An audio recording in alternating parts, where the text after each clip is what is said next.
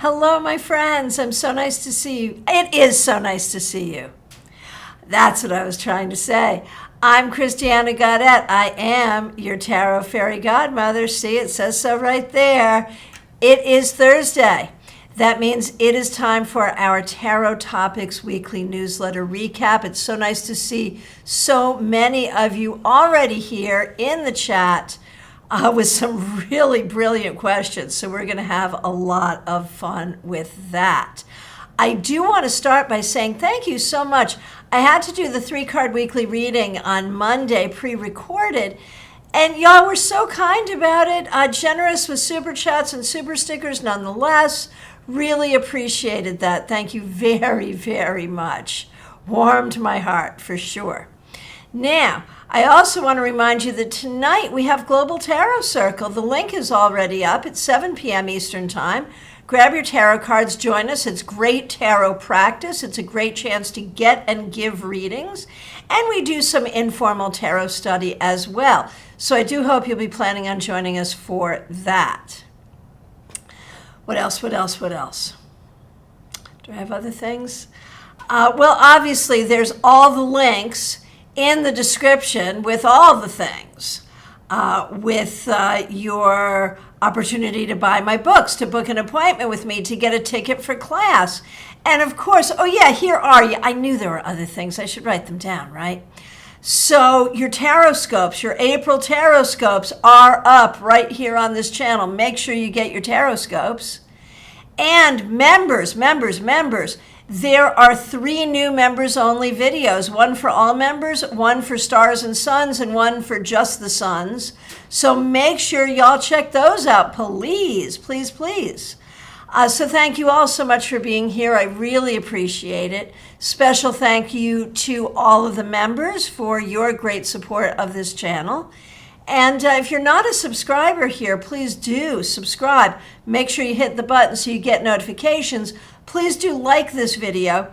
And another thing I'm saying, share this channel with your tarot friends. A lot of great tarot channels on YouTube, but no one's doing what we're doing. So bring me some new godchildren, my friends. All right, let's get going. So, do you get the Tarot Topics Weekly Newsletter in your inbox? If not, the link is right here in the description where you can read this week's edition and sign up so you never miss one. It comes every Wednesday. A different topic every week, hence the name, Tarot Topics. This week, was your intuition wrong? So here's the story behind that. I was actually reading for someone I really love reading for. And she said, so I thought this was going to happen. My intuition, here's what she said. My intuition told me this would happen, but this didn't happen. That happened instead. So my intuition was wrong. And I'm like, huh? No. I had to process that for a minute, but here's what I came to. And I'm open to, if you think that there's another way that this could be, please do share. I'm open to that.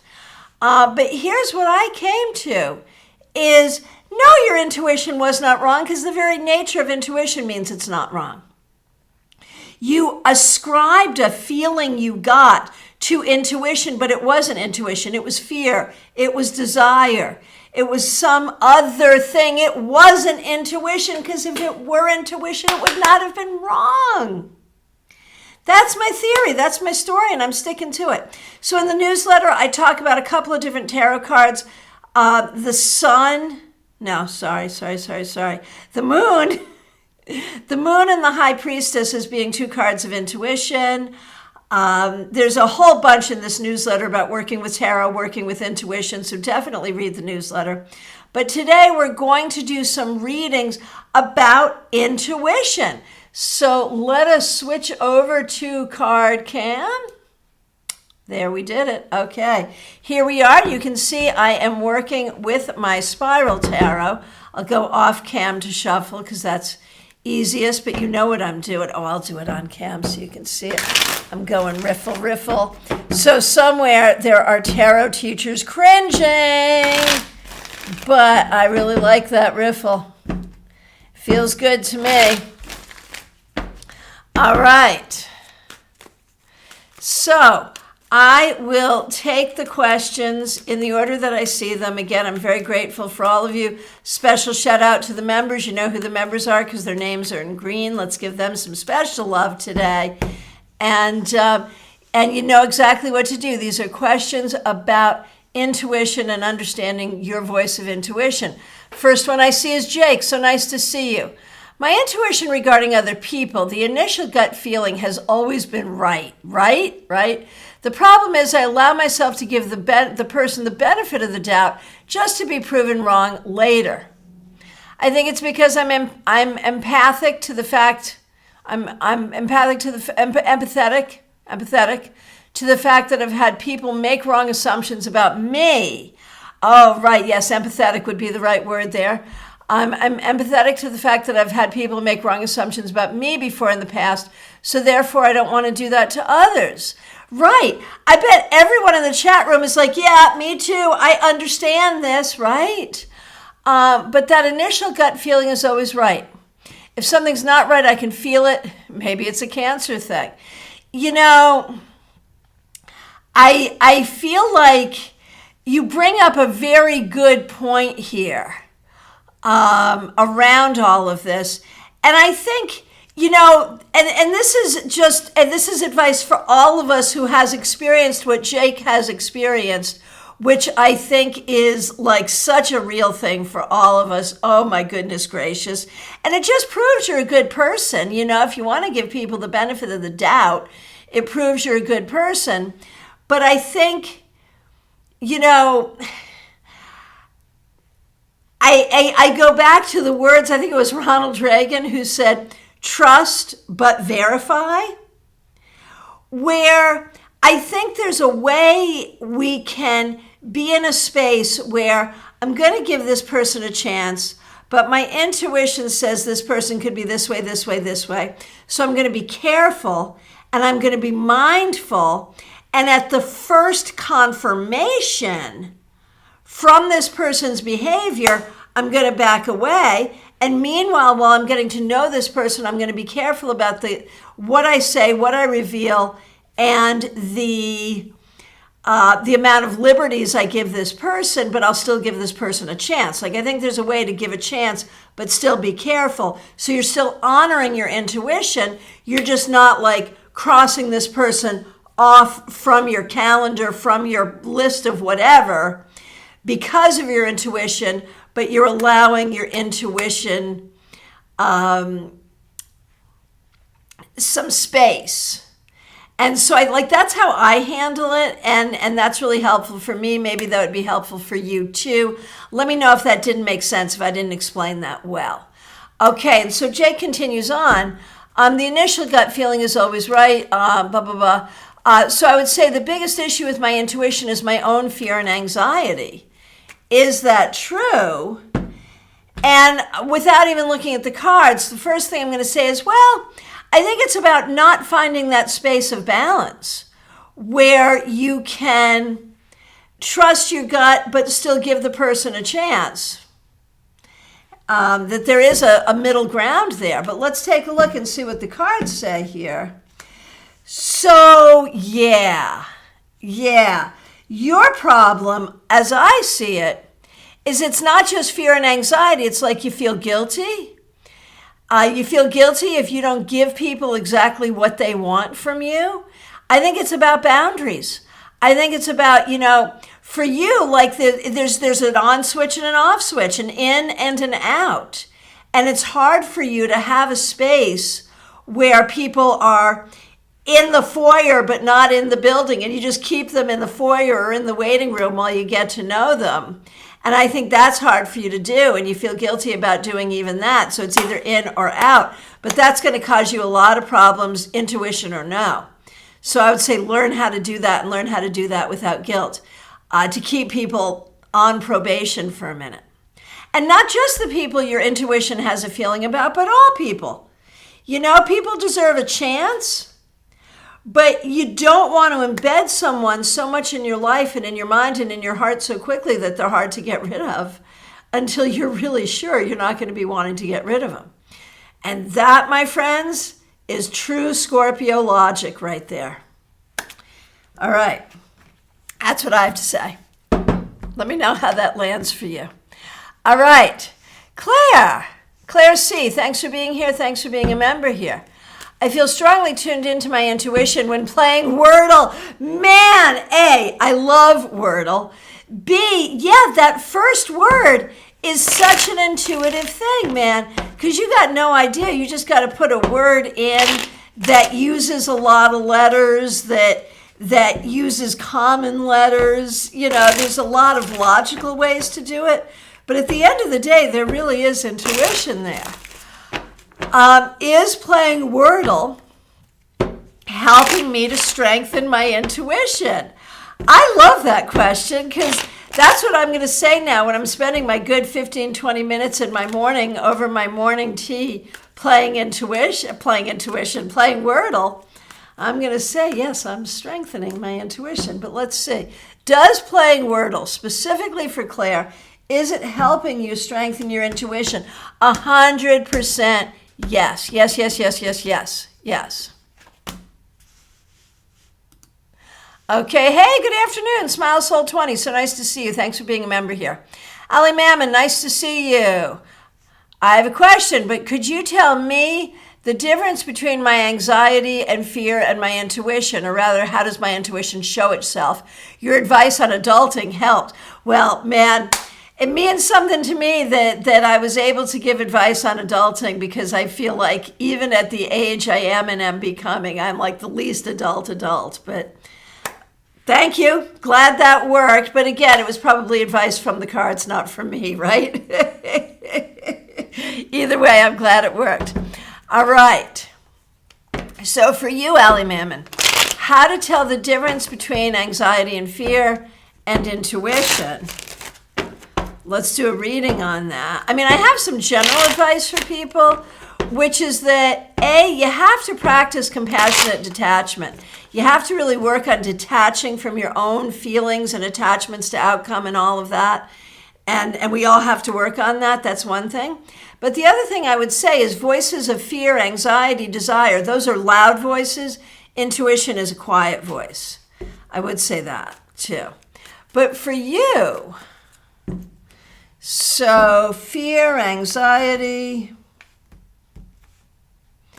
intuition. Oh, look at that. So your intuition will feel logical and balanced, whereas your fear, anxiety, all of that will tap into some childlike things and remind you of things from when you were a child. So this goes along with the adulting thing. The intuition is your more adult voice.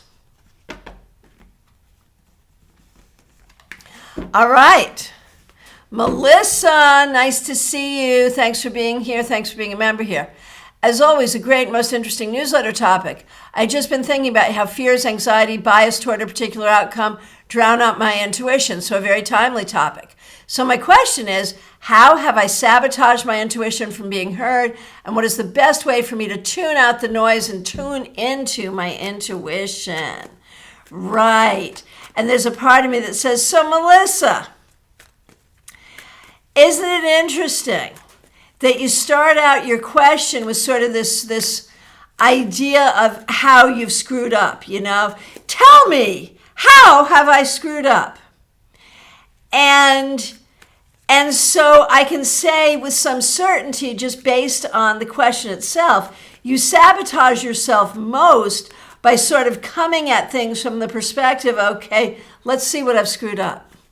Just sort of making that assumption. And it's good to be able to own your mistakes, and it's good to be able to look for your mistakes. That's good. Some people don't do those things, and they should. But I feel like, in a way, you don't give yourself enough credit, like you are much more willing to sort of look at your mistakes or assume that you've made mistakes, maybe just a little, maybe. I don't know. See how that lands. Okay, so how have you sabotaged yourself from hearing your intuition? Wow, the thing is, you really have. I mean, your question is on point, Melissa, because you really have sabotaged yourself here. And some of it is by making these very intelligent, logical arguments about how your intuition couldn't possibly be right. So you use logic, but you misuse logic, and a lot of it is ancestral and comes from family stuff for sure. And this is where I think you really need to dig into your ancestry, because there's also a lot of magic in your ancestry as well. And find the magical stuff and get rid of the sort of poo-pooing logical stuff. And the thing is, at the end of the day, a lot of times intuition is also the logical voice, but for you, you have a logical voice that overrides intuition in a way that probably doesn't serve you. And it may be that some of your logic is flawed too. Just saying.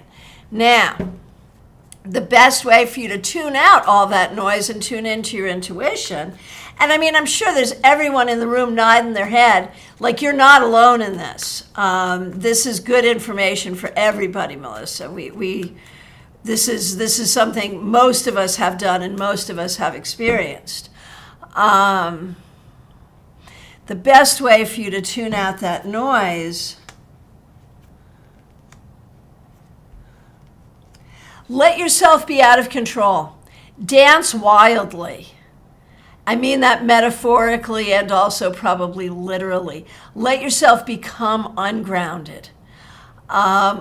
Give yourself over to wild imaginings, not anxious imaginings, wild imaginings. Be open to your wildness, and out of the wildness will spring intuition. Hey, Von Ray, nice to see you. Thanks for being a member here. Clumsy Clairvoyance, what is my biggest intuitional strength? Okay.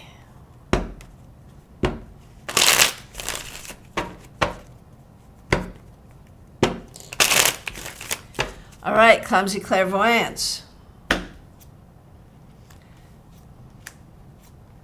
I think you're good at knowing what other people are thinking and feeling. You are good at literally being empathic and knowing where other people are at.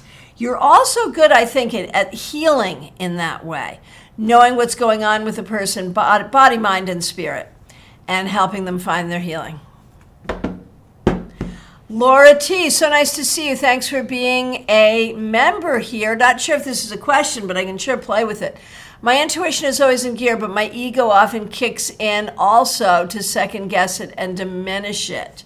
So, and again, you're not alone here. So how can you stop doing that? By recognizing you are trained to do this. Your family, your society trained you to do this. And also, I think you should call in spirit, specific spirits in spirit, those who have passed on, those who are known to you. Call them in and ask them to help you with this, seriously. Caroline, nice to see you. Kim Morse, nice to see you. Thanks for being a member here. Teresa Chase, thanks for being here. Thanks for being a member.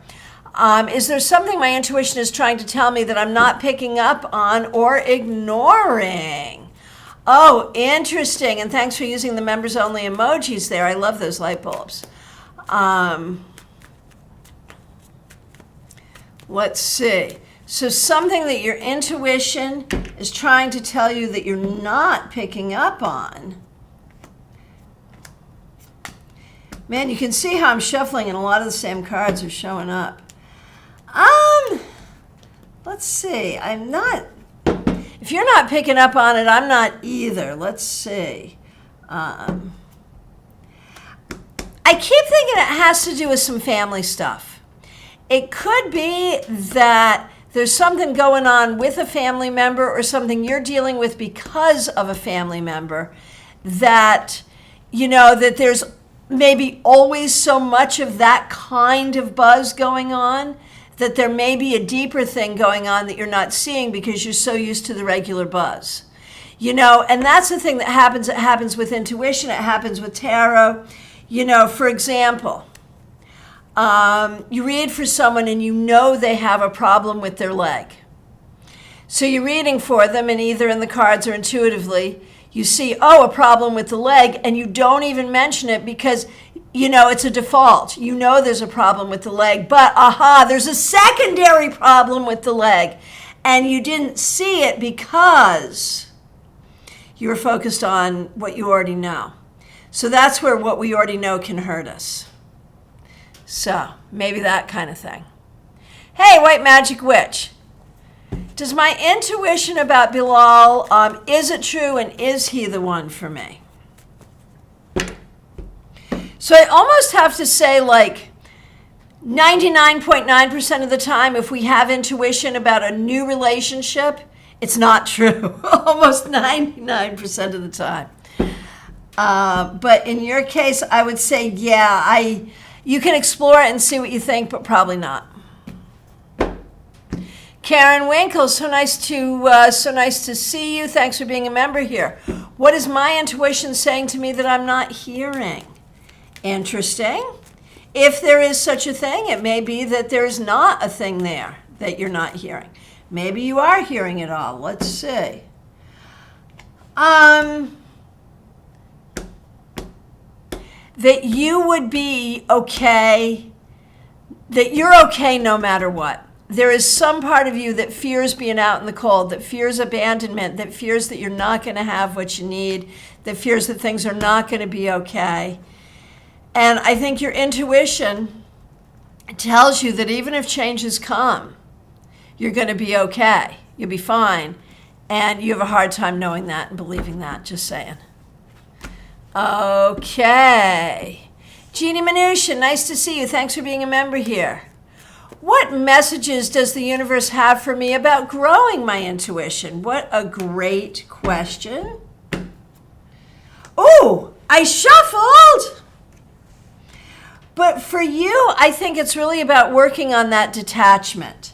It's about coming to a place where you are not attached to outcome. That's where you're going to be most intuitive. Coming at it from a beginner's mind, a child's mind. And through creative play, which is something you're really good at. That's where your intuition will come in most easily. Aria Wilson, nice to see you. Did I hear a message from Spirit last night? Let's see.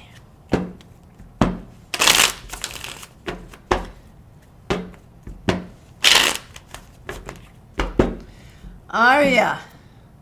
Yes, and it seems to, I don't know if it was intuition or actually spirit, a family member, someone who has passed on, I think sent you a message, specifically a female family member who has passed on, sent you a message.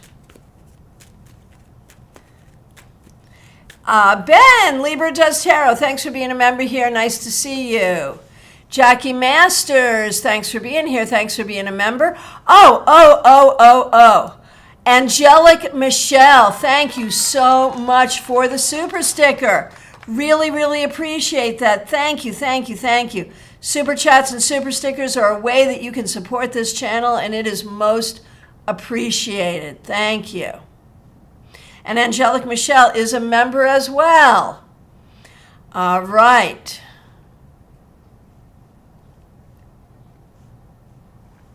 Scrolling back. Jackie Masters, thanks for being a member here. Thanks for using the members only emoji. How and why do I tune out of my intuition, and how can I tune in and build trust into my intuition? Very good. How do you tune out of your intuition? By I swear to goodness, you're putting your fingers in your ear and not listening because you're afraid of what the message is. You have fear. And some of that goes back to childhood stuff, I promise you. So that's the how and the why. Okay? How can you tune in and build trust in your intuition? Because building trust in your intuition is the same as building trust in yourself, at least for you and for many of us. And you were taught as a child not to trust yourself. So how can you trust your intuition if you were taught not to trust yourself? So you got to go back to your inner child and teach her to trust herself, and in that, she will automatically trust her intuition. Von Ray, so nice to see you. Thanks for being a member here. How can I strengthen my intuition? Thanks for using a members only emoji as well. How can I strengthen my intuition? By not worrying about outcome, and really for you, pay attention to body feels. You know, we talk about gut level, where you're feeling it in the solar plexus chakra or in the sacral chakra. Pay attention to what you feel in your body. Seriously, I think for you, intuition is very physical. So pay attention to what you're feeling. Tingling, heavy, dizzy, points in the body. How does truth feel to you physically? Pay attention to that. That will help you a lot. That's true for some people, but not for all. But it's big time true for you, I believe, Von Ray. Pamela Lath, so nice to see you. Good morning. Thanks for being a member here. What intuition am I not listening to but should be about myself? If there is, let's see. Let's see what we see.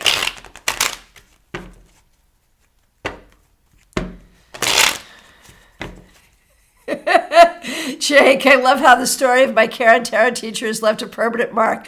I too riffle shuffle out of spite now. Oh, thank you. That was such a gift that you gave me. Oh my gosh, yes. Okay. Pamela Lath. What intuition am I not listening to but should be? I think it's about your creativity. I think you're an extremely creative person and you have a desire to be creative. And I think sometimes you see things and know things about other people, and maybe you don't do anything about it. It's not your business, but sometimes it is. So two things. One is in terms of your creativity, to open up more to your creativity. And the other is what you see and know about other people, either, as Jake was saying, to warn you off them, or ways that you could help them, or ways that you could better understand them. Hope that makes sense.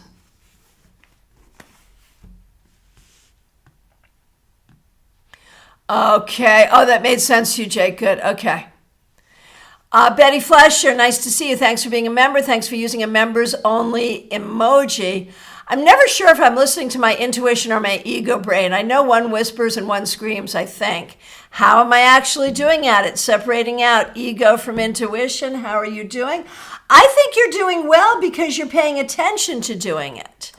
I think the thing is, like, you get to a place where it matters and you actually will have ego about the intuition because you really care about strengthening that psychic muscle and using it professionally. These are things you care about a lot. And so then the ego comes in about that, not just about the things you want, but about wanting to be good at this. And I will tell you, as someone who has been a professional reader, and it's a competitive industry, for 30 years, I can tell you that desire to be good at this is an intuition killer.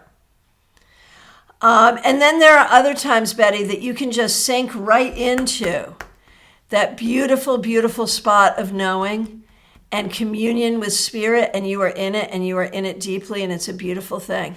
Bathe yourself in that, my friend. Oh, Jake, boundaries, yeah. Hey, Seoni, nice to see you. Oh, so, did you meet the person, love, and how did it go? We all want to know.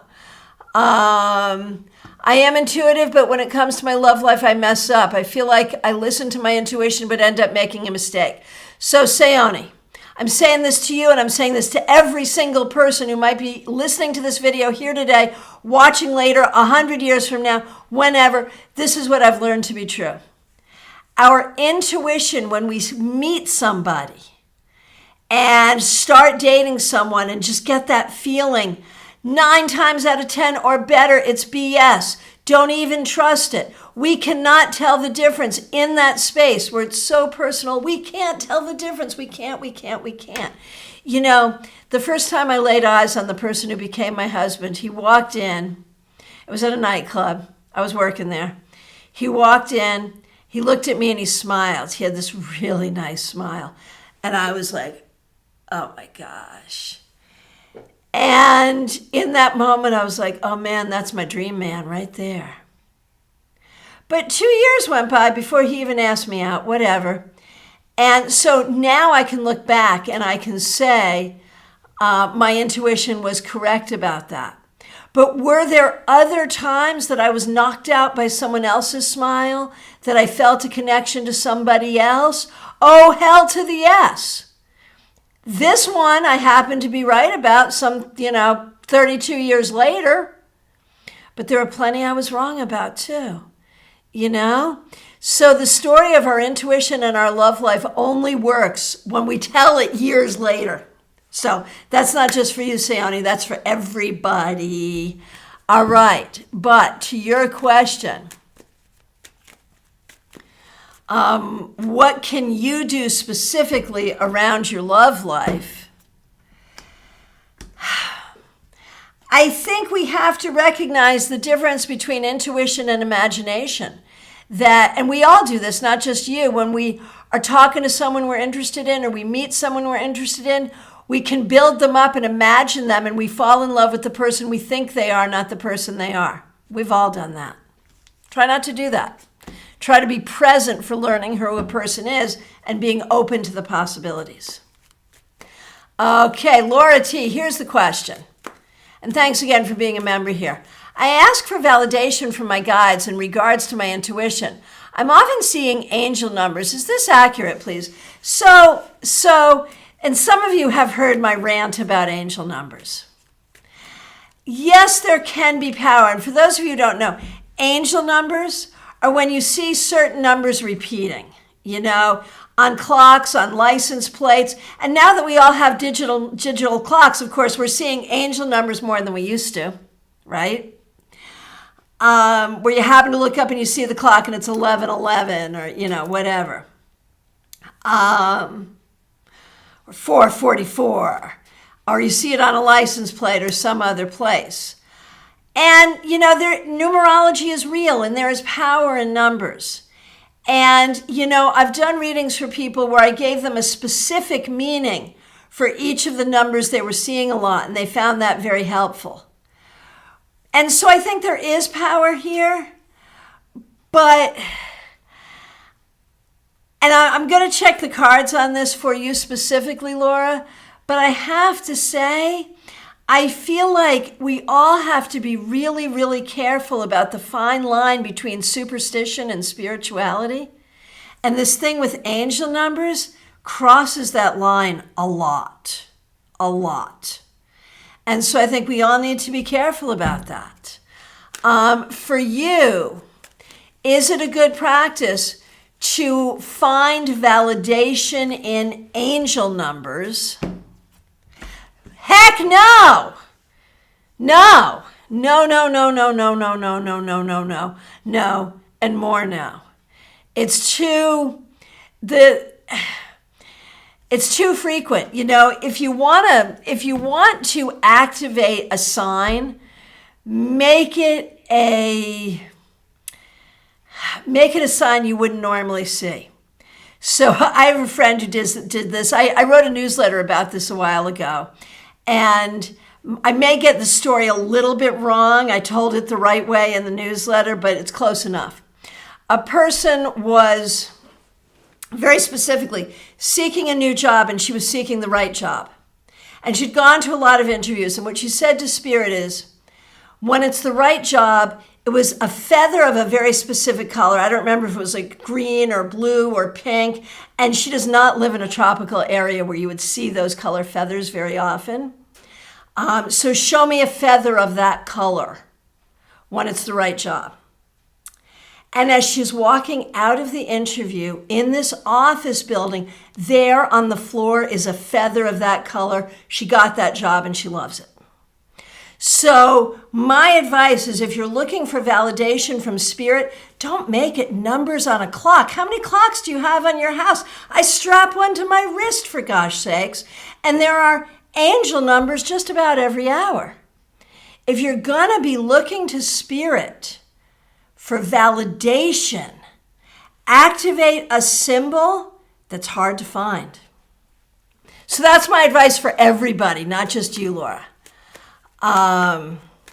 But the cards were kind of clear that what you're doing is not serving you. All right. And thank you all so much for the feedback. I really appreciate it. Okay, Ben, Libra Does Tarot. Thanks for being here. Thanks for being a member. I feel my biggest block to my intuition is my logical Emperor birth card brain. Fair. having to overanalyze. Any advice on how I can overcome that hurdle, man? You find yourself in the paralysis of analysis, do you? Let's see what we got. Yeah.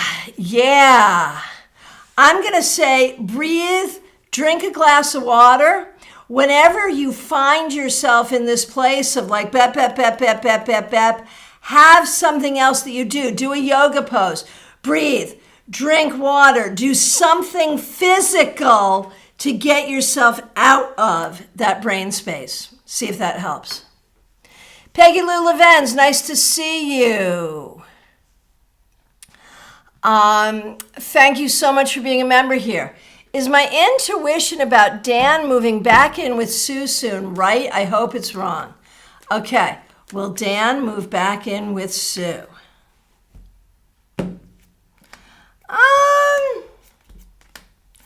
I would say there is a strong possibility that that is indeed true.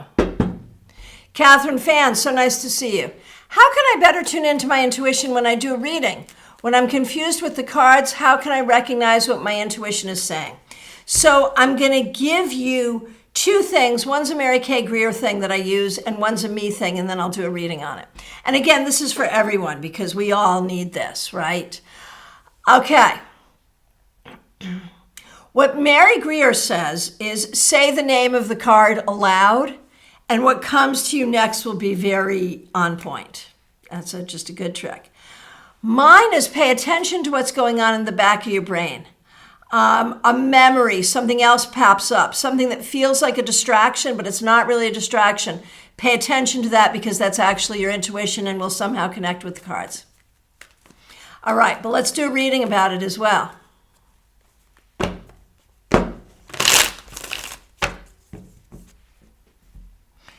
Catherine, come to each reading with a child's mind, with a beginner's mind. Do not attach to being right or being wrong. Just be like, oh boy, an adventure. Let's see what the cards say. Let's see what's here. Let's see what happens. And then let the energy flow. Try that. Caroline, do I listen enough to my intuition or do I sabotage it by second guessing? Well, let's take a look and see.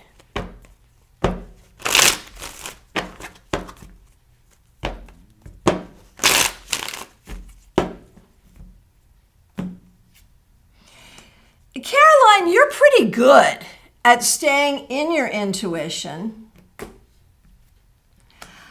I would say you do better than most. I mean, we all sabotage sometimes, but honestly, Caroline, you are better than most at keeping in that space where you can hear and where you're not attached.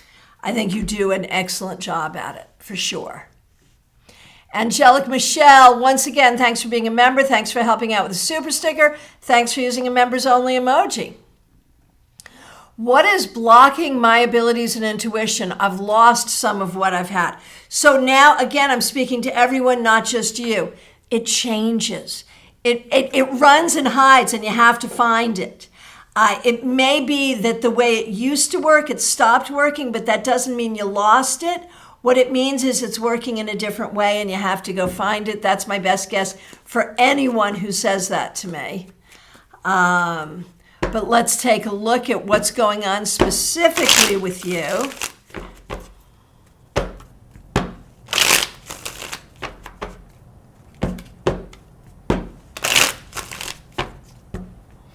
Okay, so is there something blocking? See, I don't know, man. I feel like some of it is your logical thinking, your front brain thinking has made it hard to let the rest come through. And the more you can use that inner child, like I think if you could sit down with a coloring book or do some childlike activity, it would come rushing in. You need to think about what you enjoy doing as a child and do that thing. And that will help bring it in. I really believe that. Gemini Sun. Can I use my intuition to better situations that are unavoidable? And you've had some crazy intuitive dreams lately. Sure, makes sense. Can you use your intuition to mitigate, to make things better? The unavoidable situations. Yes, as long as you're not in a place of, oh no, this is coming. What can I do? What can I do? What can I do? You got to be like, okay, bring the train on. Let's see what I can do. It's all in how you control your mood and your anxiety around it. Okay, thanks for the feedback, Melissa. And Caroline McLaughlin, thank you so much for the super sticker. I really appreciate it. Thank you.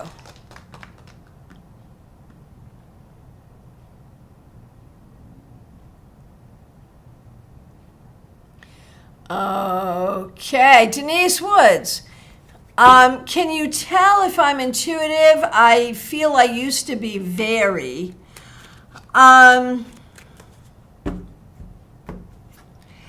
absolutely you are. You still are. You just get defensive about it and you have anxiety, and that keeps you from hearing the voice of your intuition. But it's definitely there. Arby, if I flip a coin, what do you think my chances are of getting heads? Isn't that pretty 50-50 all the time?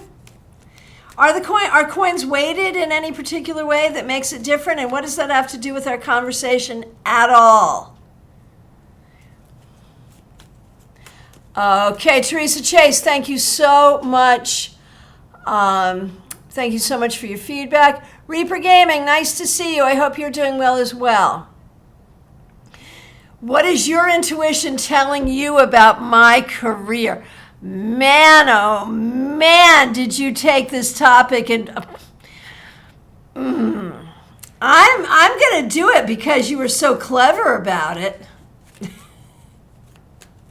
That is one clever way to take a topic and turn it into the question that you really wanted. That is so funny. I'm rewarding you. Okay, what my intuition is telling you about your career is that you are going to be on either a new job or a new path that is going to help you a lot. And if you're not already on that or looking for that, you should be. How about that? Okay. And thank you, everyone, for the feedback. I don't always read it aloud in the interest of time, but I do see it. Thank you. Okay. Heidi B, nice to see you. Thanks for being here. What do I need to do to get back on track? So that's a little off topic because we're talking about intuition, but let's talk about A, how to use your intuition to get back on track in your life, or B, how to get back on track listening to your intuition more. Let's do that. And the answer is pay attention to your dreams and recognize how much spirit is with you and listen to the voice of spirit. That will help you in every way. Hey, Luna Song, we've missed you so much. Nice to see you.